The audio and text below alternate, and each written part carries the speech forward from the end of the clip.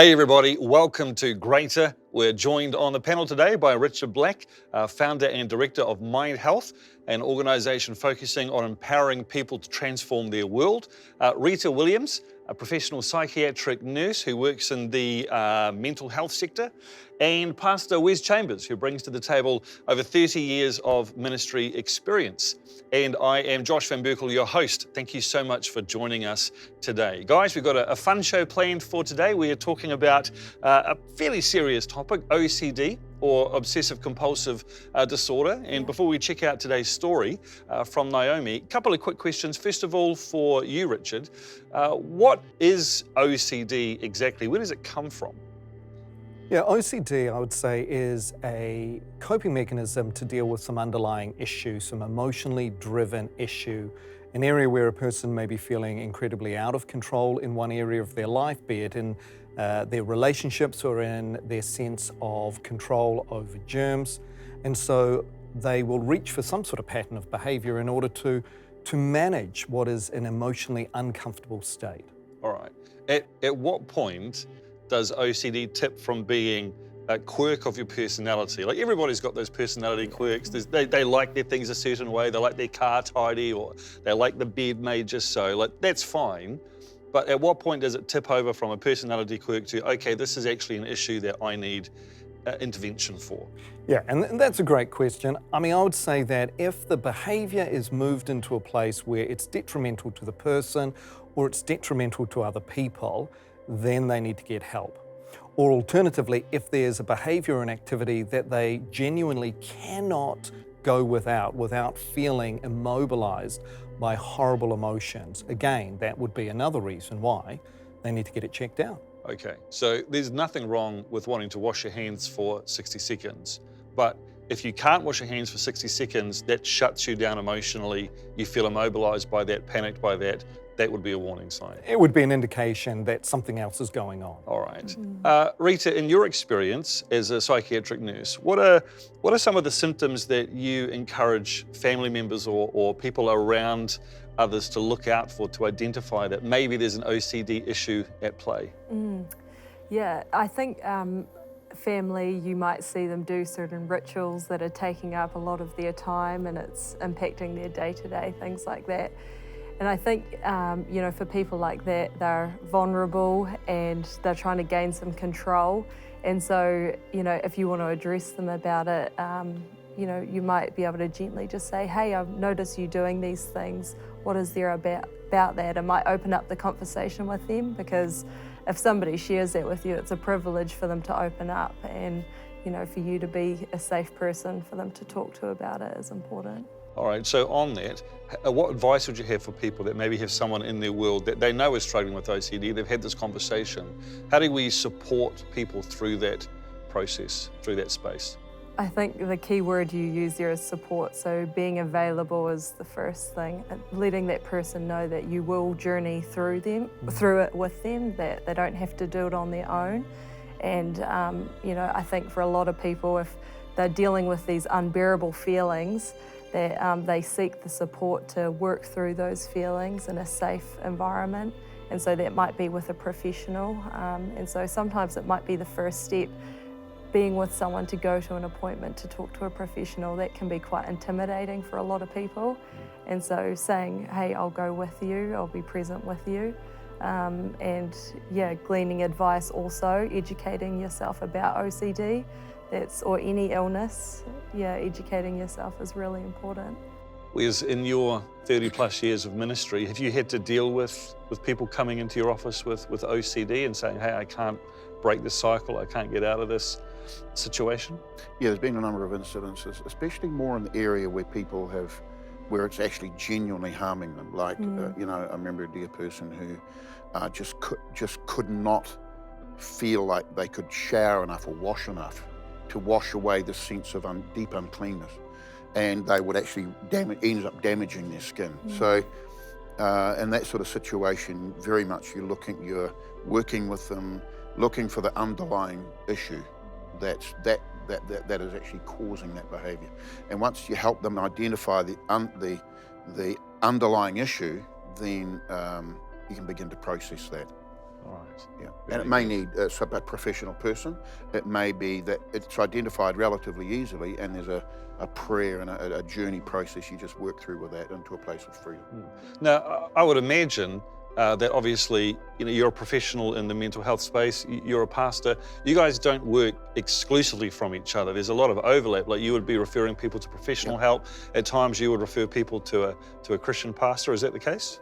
Well, what I find that works incredibly well within the church area is that I can do the professional stuff, I can do some of the technical stuff that other people can't do. But I see a person at best once a week for 1 hour or maybe once a fortnight. And so to have a church community where people are journeying with them and walking the hard walk and even implementing some of the things that I've suggested, that is such a wonderful blessing. All right, well, why don't we check out Naomi's story today, and then we'll bounce back and I'll hear some of your thoughts. Okay. I never knew that God could use others around me to help me through my journey, but I believe that He did. He used the people around me to push me through, just get that gentle push. My journey with obsessive-compulsive disorder started when I was about 14 years old. I found that in high school it was just little fears in my mind that would swirl around, and I would sort of jump in and grab or think about these things over and over. And it was specifically to do with germs. So I would be worried about being dirty, and I would be worried about germs, what was on my skin, and I sort of began to focus on things that I hadn't really focused on when I was a child.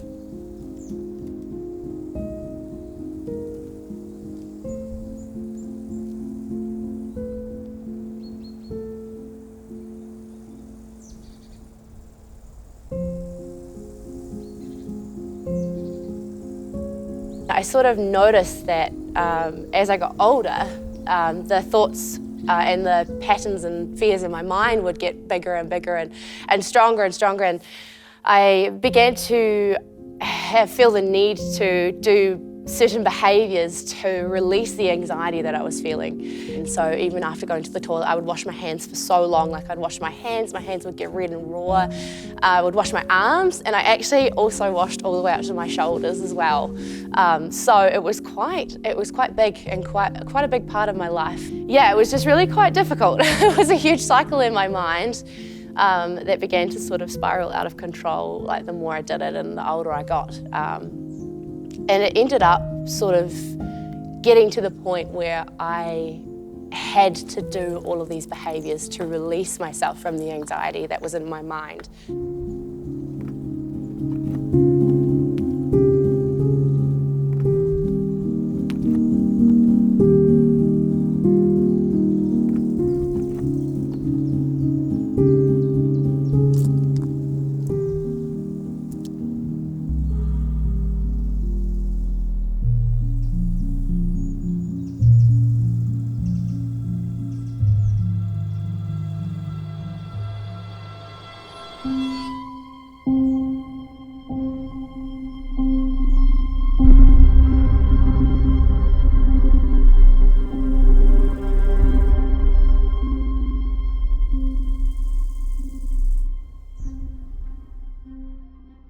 In 2019, I ended up getting referred by my local GP to the Anxiety Disorders Clinic, and that was absolutely fantastic for me. I ended up going through some therapy sessions in which we unpacked the biological understandings of obsessive-compulsive disorder, and that was so eye-opening for me, learning how God had created my brain, and that He had made me whole. There wasn't anything wrong with me, but it was all in my head.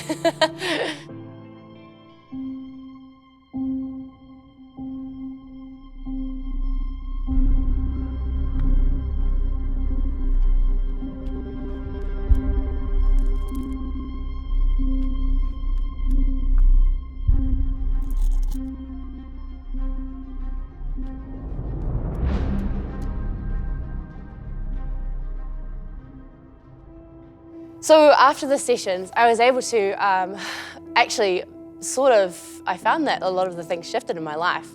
It was really cool because I was able to let go of some of the thoughts that I had been thinking, let go of some of the patterns. It was really reassuring for me. I ended up feeling a huge release after that. The behaviours were still present, I think, in parts of my life, but I feel like it was a real relief for me getting help and getting the help that I needed.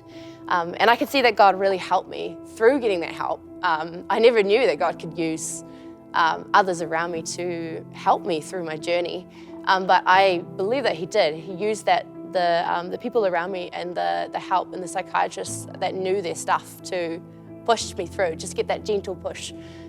Knowing that God was with me the whole way in the process reassured me and made me know that God was the one who had opened up the sessions for me. And it made me appreciate the beauty of God and how God had designed our brains.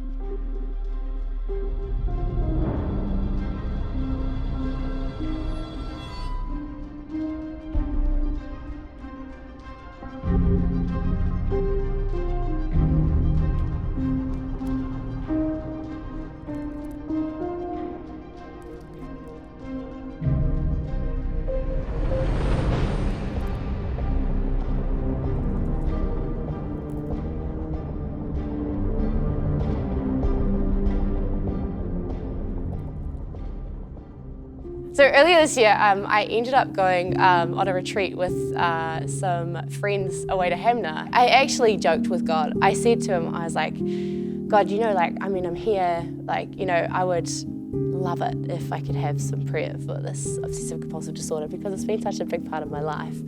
And I thought nothing of it. I was like, no, He's not gonna do anything. It's not gonna result in anything. I'll just go and, we'll see what happens.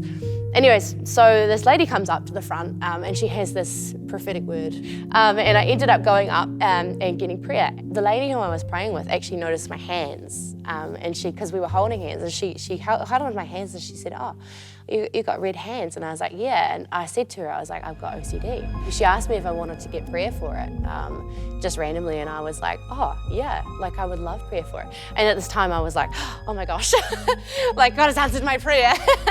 And I wasn't expecting it.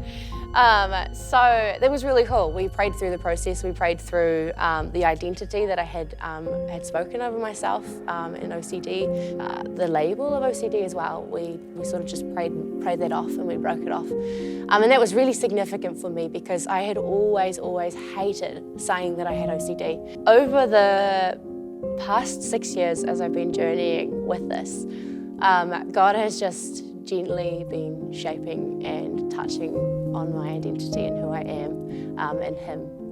And Jesus has sort of been changing the way I thought about myself and who I am in Him and who I am in God. Where there was a root, the root is now gone. Where there was thinking in patterns of behaviour, I was able to change the behaviour patterns. I am a daughter of God. God has created me whole. He's created me fully. And it was so amazing to journey through that, through both ways.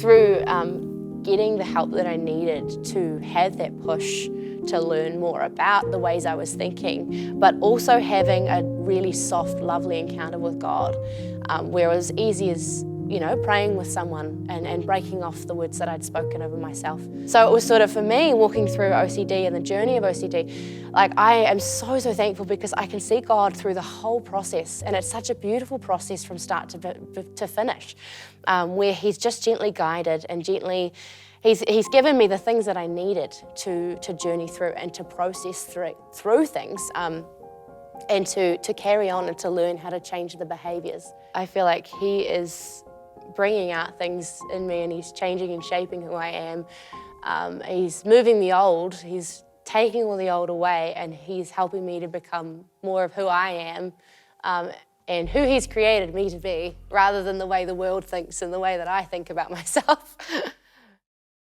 Fantastic. What a great story. Rita, amazing. throwing it to you, what was some of your takeaways from that? Oh, what an amazing girl. an incredible story of recovery, restoration, reparation, all the words that come to mind. Just amazing, yeah. Richard, I saw you nodding a lot. I thought she was a very articulate young woman. She explained very well what was going on internally and what she was struggling with, and I could see you, nodding away there. What was resonating with you that she was saying? Well, her story of the OCD helping her to cope with her anxiety is so very common. And even moving all the way up to her arms as a means to try to cope with the anxiety. But to hear her recognize just the way the brain is created and that she wasn't broken, that in many ways her brain was doing what her brain is designed to do. It was just doing too much of it, and it meant that she got caught. And so learning some simple tools about what was going on in her mind and in her brain really helped her. And it was just wonderful to see the freedom that was bringing her. Yeah. All right, well, you're going to have to unpack that for us a little bit. What are some of these tools that you're referring to? Well, one of the things that can happen is when people hear that someone's got OCD, they think, well, it's because you're broken, that something's wrong with you. Whereas in fact, there's nothing wrong. The mind is designed, the brain is designed to look after you, to protect you, to find ways to help ease your pain. And so the mind was finding ways to ease her pain and her discomfort. And as it discovered things, it then reinforced them. And so what you focus on, the brain is going to make more of. And so it was trying to look after her. All right, how do you stop the brain from doing too much of it? Well, the good news is that you also get to teach your brain how to respond. Now, it will take time as the brain needs to learn new habits in the same way like you're trying to develop and condition new muscles. So as you're able to recognize and learn why I don't need to do this, you can reassure the mind, it's okay mind, I don't need to do this. Yes, I know it feels like I need to keep washing, but I'm only going to hurt my hands. I'm not any more clean. I've actually become more clean than I thought. And as you do that, your brain begins to normalize, and the usual feeling sensations of when you've washed your hands enough will begin to return. We talked earlier before we heard Naomi's story about the fact that OCD is a symptom of an underlying cause, and Naomi herself referred to, she used the word root in there. So that's obviously a part of the process, is identifying and uprooting that initial, I guess, cause that's led to the OCD. How do you lead someone who is on a journey to discover what that initial root is? In the cases I have helped with, it was helping the person get in touch with the conclusions they came to about themselves in a time of intense trauma. And when I say the word conclusion rather than judgment because it's easier for people to understand. So in that intense time of trauma, which was a terrible violation for them, they came to a conclusion about themselves that they were very unclean because this happened because it was my fault. There was something wrong with me. And once that idea got established in them, then that's how they saw themselves from then on. So, of course, the brain, as Richard points out so beautifully, is trying to help you. But it's trying to help you on a basis of false belief or wrong belief. And once you help the person see it, unpack it, take responsibility for it, break their agreement with it, then their soul, their mind is actually able to then, I don't have to do that anymore. That's not me anymore. I am not unclean. I am not filthy. And so it can just remove that judgment basis, that wrong conclusion basis out of their inner belief.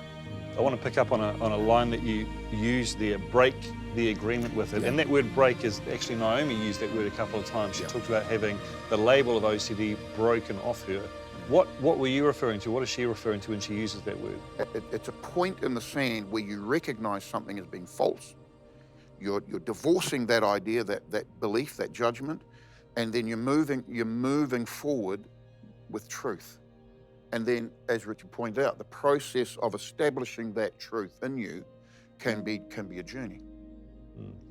Rita, in your role as a psychiatric nurse, you must have dealt with a lot of OCD cases. Is it the sort of thing that people can can see restitution from and restoration from, like Naomi experienced? I think the key message, what Naomi was talking about, is recovery is possible, that she had a transformation take place in her life. You know, we saw the trouble that she went through to begin with, how hard it was working through these compulsions and things like that, yet she was able to come out the other side of that.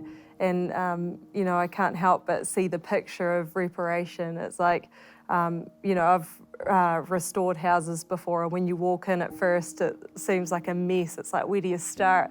There's so much to do, and how are we going to get to the other side of this? But, you know, it's like Naomi, she worked with different people, and it's like, even when you're doing a house, you've got to outsource people for their strengths, and, you know, she positioned herself to receive that help, and she actually made the decision to be like, yes, I want to be free of this. That was the fundamental thing to begin with. She actually positioned herself to say, yes, I want to be free of this.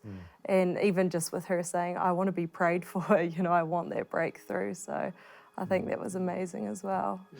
Is that a key step along the journey from your perspective, Richard, that someone actually recognises, I don't have to stay like this? Yeah, absolutely. And it's often a huge mind shift for people. I mean, like with what she was saying, that she realized that the label of OCD was being broken off her. Yeah.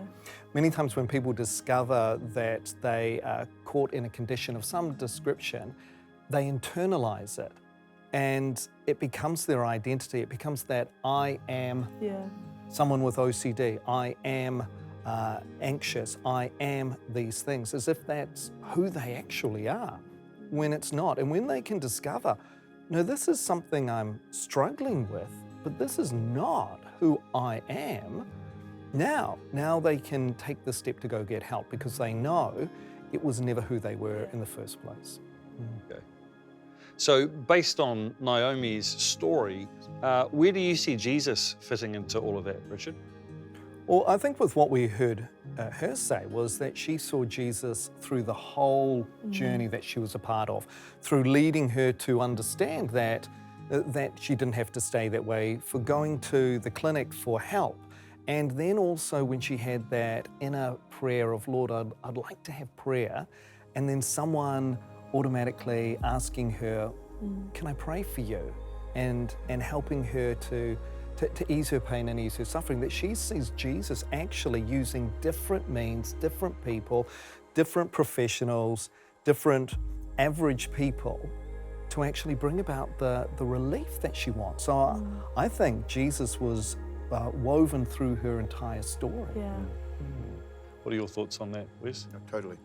And also that when she talked about the prayer and the breaking of those judgments, the power to break them is actually the power that Jesus has, the authority that Jesus has to actually break the power of those judgments, because they become a spiritual thing, and it's a spiritual power involved. And so Jesus is Lord of all. So his power was able to actually shift that and bring another dimension of freedom in the whole picture of her journey. Let me ask a question to all three of you. Naomi talked about that. It's very clear from her story that she had a relationship with Jesus. She was seeing Jesus in all of these different areas. Does Jesus only help people that believe in him? I've seen Jesus help people until they believe in him. What does that mean? Well, God's involved in people's journey often a lot earlier than they realize.